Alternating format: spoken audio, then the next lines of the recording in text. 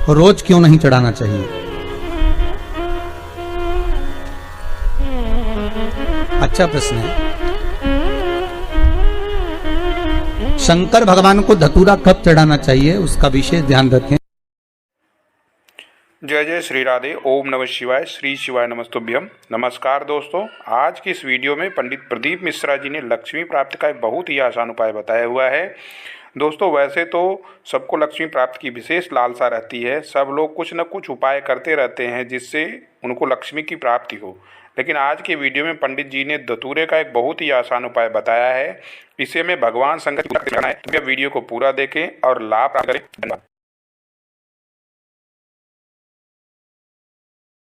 तुम्हारे बराबर दुनिया में कोई भिखारी नहीं होगा अगर तुम्हारे घर में बेटी नहीं है तो। कल एक भैया जी हमारे सामने खड़े होकर कह रहे थे, गुरु जी ऐसा वर दे दो, मेरी बेटी की शादी है, बस अच्छे से हो जाए, आशीर्वाद। हम करें, आशीर्वाद की जरूरत ही नहीं है। 3 के भाग्य का धन हर व्यक्ति को मिलता है। पहला बहन बेटी के भाग्य का, दूसरा गौ माता के भाग्य का, तीसरा संत और ब्राह्मण के भाग्य का। अगर आपके घर में बहन बेटी आ रही है, आपके घर में बहनें आ रही हैं, आपके घर में बेटी ने जन्म लिया है, तो उसके भाग्य का धन तुमको जरूर मिलेगा। दूसरे नंबर पर गौ माता अगर तुम्हारे घर में है, या तुम गाय को 1 रोटी दे रहे हो, गौ माता की सेवा कर रहे हो, भले तुम्हारी गरीब परिस्थिति है, भले तुम्हारे पास में कुछ भी नहीं है, तो भी तुमने अगर गौ माता की सेवा करी है, गाय को 1 रोटी दी है, गाय को चारा दिया है, गाय की सेवा करी है, उसके भाग्य का धन तुमको जरूर मिलेगा। तीसरे नंबर पर है संत ब्राह्मण के भाग्य का। अगर कोई ब्राह्मण, कोई संत, कोई साधु, कोई सन्यासी, कोई तपस्वी, कोई साधक, कोई उपासक, कोई ब्राह्मण तुम्हारे घर में आया है, तुम उसकी सेवा कर रहे हो, तुम उसको 1 गिलास पानी भरकर पिला रहे हो, तुम उसको भोजन बनाकर खिला रहे हो, उसके भाग्य का धन घटेगा नहीं, उसके भाग्य का धन तुमको प्राप्त होगा। ये 3 के भाग्य का धन कभी नहीं कटता। पहला बहन बेटी के भाग्य का, दूसरा गौ माता के भाग्य का, तीसरा संत ब्राह्मण के भाग्य का। ये कभी नहीं घटता, ये बढ़ता है, ये घटने वालों में से नहीं है। अगर तुम्हारे घर में बहन बेटी आई है और तुमने उसको 1 साड़ी भी दी है, तो तुम्हारे घटने वाला नहीं है, वो बढ़कर ही तुम्हें मिलेगा। तुमने गाय को अगर 1 रोटी दी है, उसका भाग्य तुमको प्रबलता में ही प्रदान करेगा। किसी संत ब्राह्मण को अगर आपने 1 गिलास पानी पिलाया, 1 अन्न का दाना खिलाया, 1 भोजन कराया, तो उसका पुण्य आपको प्रबलता में प्राप्त होगा, वो घटेगा नहीं। ये घटने वालों में से नहीं है कि घट जाएगा, ये प्रबलता में प्राप्त हो जाएगा।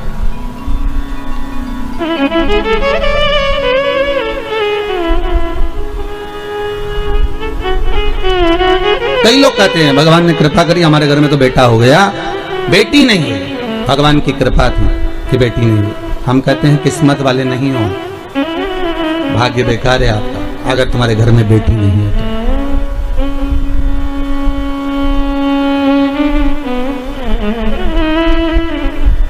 पूछा गया, किसी ने पूछा कि गुरुदेव, जिसके यहाँ पर बेटी नहीं होती, आप कहते हो उसका भाग्य अच्छा नहीं होता, ये बताओ भगवान फिर बेटी क्यों नहीं देता? फिर तो उसको बेटी देना चाहिए। हर एक व्यक्ति के घर में 1 बेटी तो देना ही चाहिए।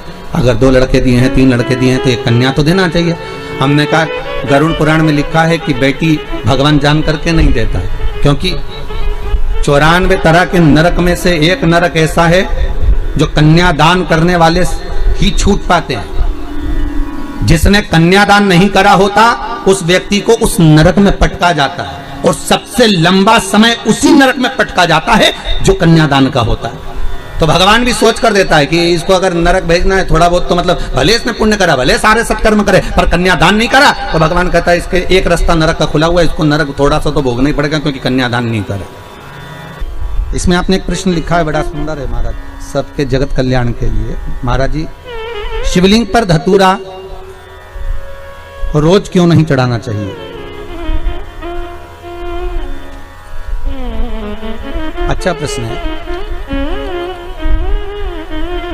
शंकर भगवान को धतूरा कब चढ़ाना चाहिए उसका विशेष ध्यान रखें। जैसे शिवरात्रि है, प्रदोष है, या सोमवार है, या कोई विशेष आपका उत्सव है, तो आप शिव जी को धतूरा चढ़ा सकते हैं। या विशेष कोई बीमारी ऐसी लग गई है, या विशेष कोई तकलीफ ऐसी हो गई है जिसका निवारण नहीं हो रहा, तो आप धतूरा चढ़ा सकते हैं। धतूरा चढ़ाने का भी एक क्रम है। हल्दी में भिगोकर धतूरा चढ़ाया जाता है लक्ष्मी के लिए। चंदन में भिगोकर धतूरा चढ़ाया जाता है आयु की वृद्धि के लिए। अबीर, अबीर एक सफेद कलर का बॉर्डर होता है, अबीर गुलाल जो होती है, गुलाल में अबीर डलता है, चमकदार, आपने देखा होगा अबीर। तो अबीर में धतूरा जो डुबो कर चढ़ाया जाता है, अबीर को लगाकर चढ़ाया जाता है, वो रोग मुक्ति का होता है। काय के लिए होता है? वो रोग मुक्ति, रोग की मुक्ति। धतूरे का भी एक स्मरण होता है महाराज।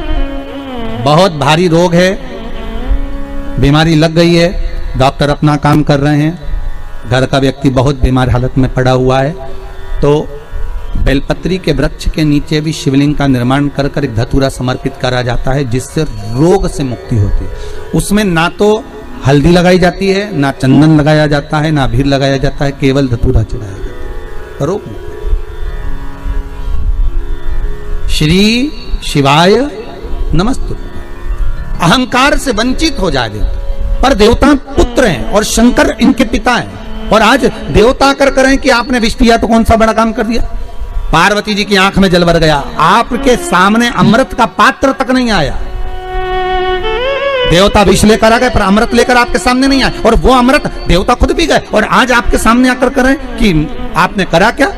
पार्वती जी कहती है मैं जानती थी ये सब बात, इसलिए मैं आपको मौन कर रही थी, चुप कर रही थी कि मत पियो इस विष को, मत पियो इस विष को। संसार बड़ा विचित्र है, बड़ा विचित्र।